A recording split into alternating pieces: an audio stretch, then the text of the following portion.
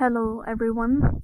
I have considered making a video on this for quite a while now. I do not plan on making more than just this video, and I do not expect it to stay up for a very long time for reasons I'm going to come back to. However, I want to talk about the Logan Paul situation, and I want to go through various points with you. I want to talk about my experience with depression and suicide for you to understand where I'm coming from. I want to talk about whether it's fake or not, and if it even matters if it's fake or not.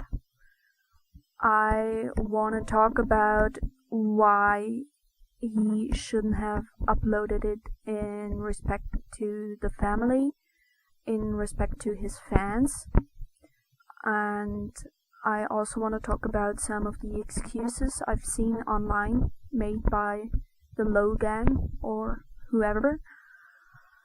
Furthermore, I'd like to talk about why I do not think this video raises awareness about suicide and depression in any way, or why at least it's not a good way to bring awareness to this situation through a video like this.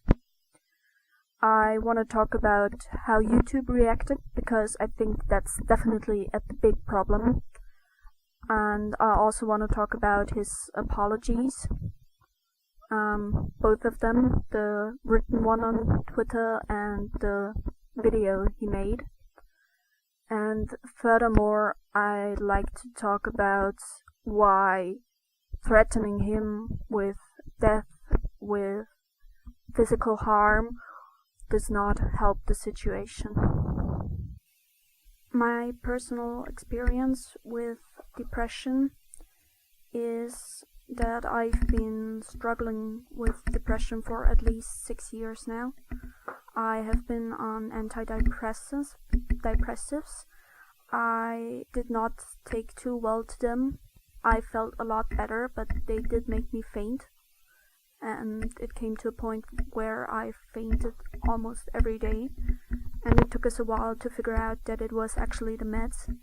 I'm currently on the second round of different antidepressants, and so far they work fine, and I've actually started therapy with a psychiatrist, with a therapist.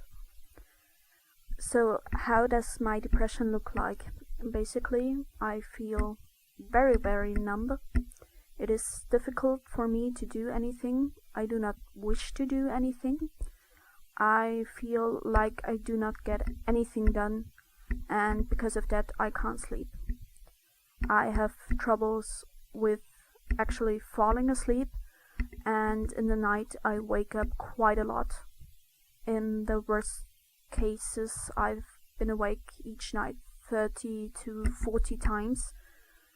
I had panic attacks in the middle of the night because I didn't get anything done during the day, and because of that I was tired the next day and got even less done.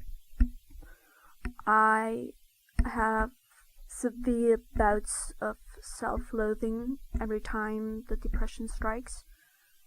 I feel absolutely useless. I feel horrible. I feel like a burden to everyone around me. And I've hurt myself in different ways because of that, to actually be able to feel something, and also because the pain numbs the desperation. And I have often felt the urge or the need to end my life. Which brings me to my next point. Several years ago, within 1 year, 2 people I knew hung themselves. Independently from each other, they didn't know each other, but I knew both of them. The first person was somebody I saw only 1 or 2 weeks out of the year, but my family knew them, I knew them, and all of us felt that they had the best life possible.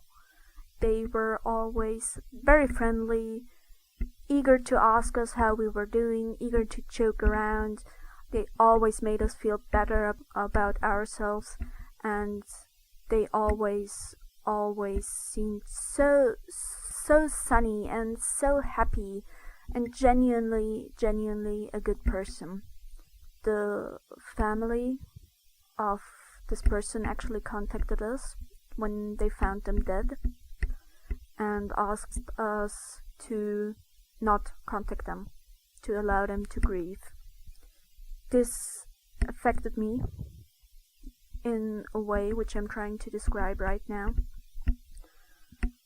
Even though this person was somebody I did not know too well, I felt very guilty. I felt guilt for not realizing that they were actually so depressive that they took their lives. I felt horrible for not realizing, for not inquiring, for not helping them. I felt horrible because I did not know what I could do for the family, how I should approach the situation, and also I felt horrible for misjudging them and actually getting to know that the one person I thought who had found the best way to live their lives had killed themselves. It made me feel very desperate and very guilty. The second person who killed themselves, whom I knew, about pretty much 1 year later, was my trainer. I'm not going to tell you about the sports I did. I do not wish for you to know who those people were, but I want to share my experience, which is why I'm talking about it. I and everybody else who practiced the sports with me, we were aware that they feeling too good. I always did my best to be kind to them, and I really did like this person. During that time I practiced about 6 times a week, so I got quite a lot of time with them, for which I'm still thankful, especially since this was a time where I was pretty sure that I could not continue with the sport I did any longer. I at that point was struggling with my mental health, and I had lost all joy about the sport I did, and my trainer actually managed to make me feel good about myself and gave me back the joy for the sport, for which I'm still very thankful. Now, of course, with trainers, there are some who respond better to a certain way than others. Some liked them more, some liked this person less, but this person actually, after training with us, went back to their home country, and we had no way to contact them.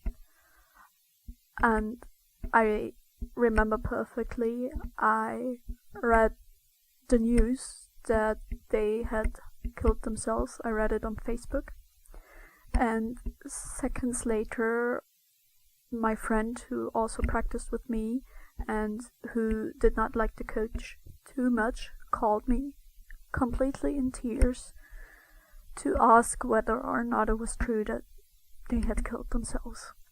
And we talked for, I think, more than an hour. And basically we cried for more than an hour this night. And we were both completely shocked. All of us.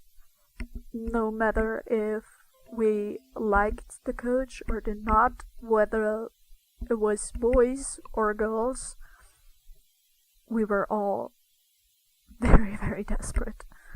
We were all mortified, and every single person I talked to felt the same amount of shame and guilt that I did, because we did not reach out, because we did not try to keep contact, because we did not find the right words, and each and every last of us asked ourselves whether or not we could have prevented it. And I am perfectly aware that it is not our fault that they killed themselves, that we probably could have done nothing.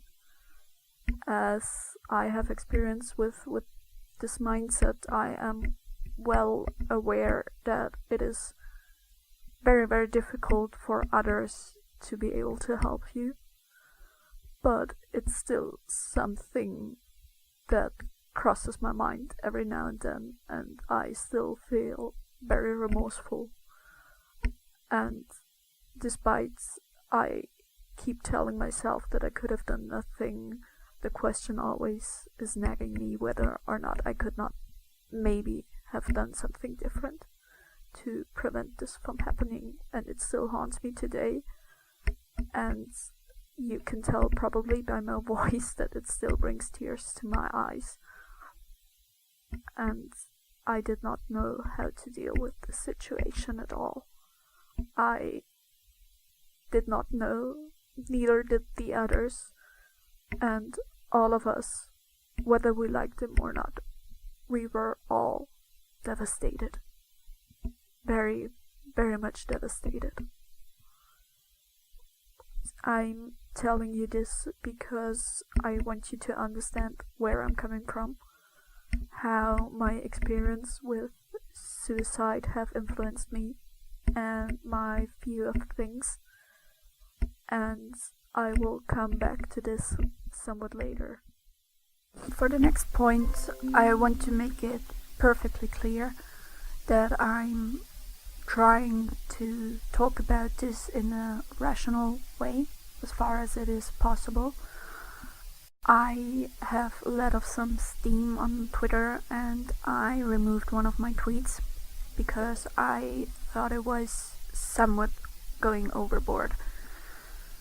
I wish you to understand where I'm coming from, and mainly I hope we can start a dialogue. So for my next point, I want to talk about whether the video is fake or not. I'm going to talk about the apology in another section. Basically, some people have said that the video is fake, that they do not believe it is real, that they see the body twitching, whatever. Personally, I do not think it matters whether it's fake or not. Mainly because I don't know if I think it's actually worse if it is fake or if it is real. It's the sentiment behind it, it's the entire situation, and basically the exploitation of the death of another person for whatever reason, whether it's money, though it was demonetized, whether it's views, whether it is basically entertainment. And I do not think this way is appropriate, and therefore I do not think it matters whether it is real or not.